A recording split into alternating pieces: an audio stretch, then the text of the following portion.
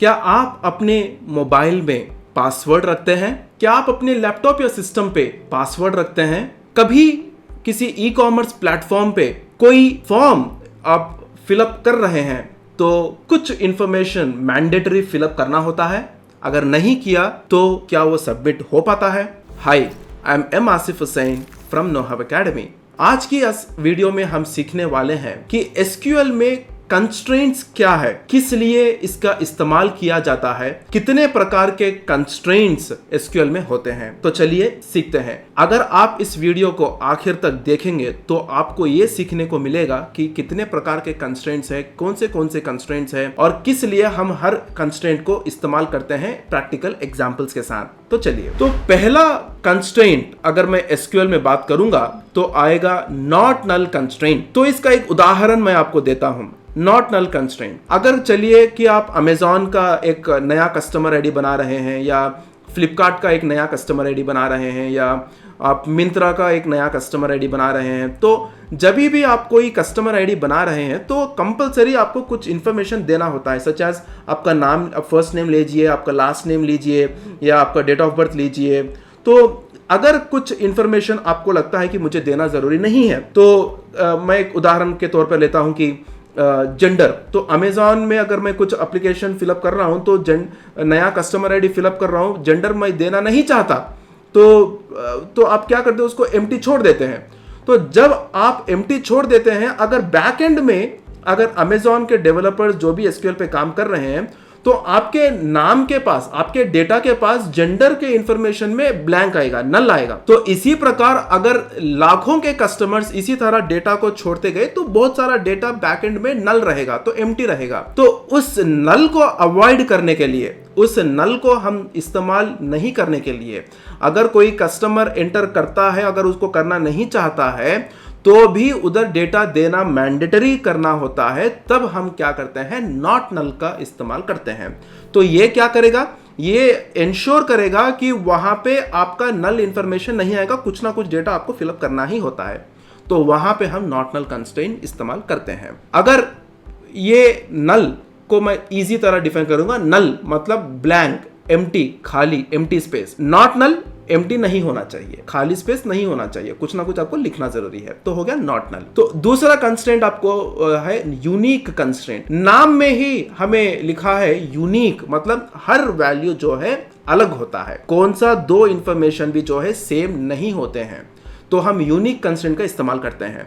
अगर मैं एक छोटा सा उदाहरण आपको लेता हूं तो चलिए कि मेरा कस्टमर आईडी में मैं एक मोबाइल नंबर हो या मेरा ईमेल आईडी से मैं लॉगिन किया हूं, अगर क्रिएट भी किया हूं तो उसी ईमेल आईडी या उसी फ़ोन नंबर के साथ कोई मेरा दोस्त या कोई मेरा साथी उसको इस्तेमाल करके वो भी एक नया अकाउंट क्रिएट करना चाहता है, तो ऑब्वियस बात है कि पीछे बैकएंड में हमें डुप्लीकेट वैल्यूज मिलेंगी। तो सेम नंबर 2 बार मिलेगा, सेम ईमेल आईडी 2 बार मिलेगा। तो उस प्रकार की गलती, उस प्रकार के डुप्लीकेट वैल्यूज को अवॉइड करने के लिए हम इस्तेमाल करेंगे यूनिक कंस्ट्रेंट। तो ये क्या करेगा, जो भी कॉलम में हम डेटा फिलअप करते हैं, ये कॉलम में जो भी हम वैल्यूज एंटर करते हैं वो सारे वैल्यूज अलग होना चाहिए, वो ये यूनिक कंस्ट्रेंट इंश्योर करता है। तो इसलिए हम यूनिक कंस्ट्रेंट का इस्तेमाल करते हैं। तीसरा कंस्ट्रेंट आपको है प्राइमरी की। तो मैं आपको एक और चीज दिखाना चाहता हूं। प्राइमरी की ये एक नॉट नल और यूनिक कंस्ट्रेंट का कॉम्बिनेशन है। तो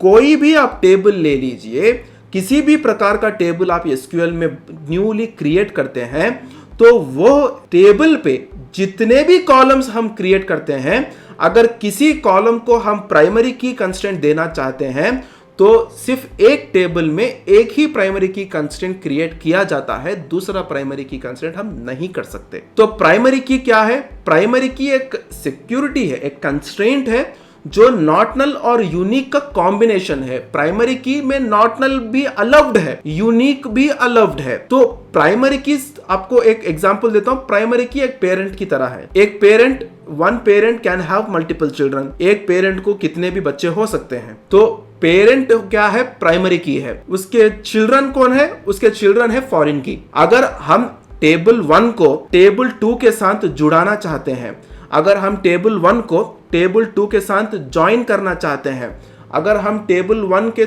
कुछ कॉलम्स में के कुछ डेटा को और टेबल 2 के कुछ कॉलम्स के कुछ डेटा को हम एक आउटपुट में लिखाना चाहते हैं, अगर उसके बीच कुछ रिलेशन हम क्रिएट करना चाहते हैं, तो हम प्राइमरी की और फॉरेन की का इस्तेमाल करते हैं।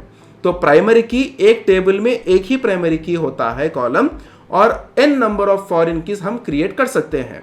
अगर मैं कस्टमर आईडी प्राइमरी की लेता हूं तो प्रोडक्ट टेबल में जो भी कस्टमर आईडी आएगा वो हो गया फॉरेन की, या कितने भी टेबल्स में मैं कस्टमर आईडी लेता हूं वो सारे फॉरेन की के अंडर आते हैं, लेकिन प्राइमरी की का एक ही कॉलम एक ही प्राइमरी की होता है। तो फॉरेन की ये रिलेशनशिप बिटवीन टेबल्स के बीच में बनाने के लिए इस्तेमाल करते हैं। और दूसरी बात का आ गया चेक कंस्ट्रेंट। चेक ये क्या करता है? चेक कंस्ट्रेंट ये चेक करता है वैल्यूज कि ये सेटिस्फाई करते हैं ये कॉलम के लिए या नहीं। जो भी कंस्ट्रेंट हमने दिया, जो भी डेटा टाइप हमने दिया, कि ये सारे चीज जो है ये कॉलम को वर्ती है या नहीं, ये सारे चीजें चेक करता है कि चलो ये सही है, ये नाम है, कैरेक्टर डेटा टाइप दिया गया, ये सही है, ये नंबर है, इंटीजर डेटा टाइप दिया गया, ये सही है। सो ये सारी चीजें जो भी वैल्यूज हम इंसर्ट करते हैं, जो सारी चीज़ों एक कॉलम में हो या एक डेटा में हो, वो सारी चीज़ें चेक करके ट्रू और फॉल्स में हमें बताता है कि ये